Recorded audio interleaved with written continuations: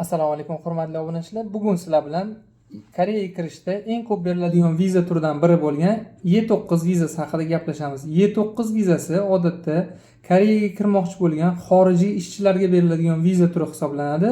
Ushbu vizani olishda eng asosiy talablardan biri bu EPSTOPIK imtihonidan muvaffaqiyatli o'tish talabidir. EPSTOPIK imtihoni bu xorijiy fuqarolarni Koreyaga kirishda koreys tili darajasi qaysi darajada ekanligini tekshirib beruvchi imtihon turi hisoblanib, ushbu imtihonda jami 40 ta savol uchun 50 daqiqa vaqt beriladi.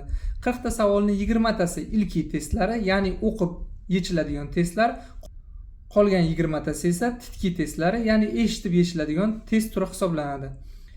Ushbu imtihonlardan muvaffaqiyatli o'tgan insonlar keyingi imtihonga kiradi. Keyingi imtihon bu skill test, ya'ni sizning qobiliyatingizni, ishchi qobiliyatingizni tekshiruvchi imtihon turi hisoblanadi.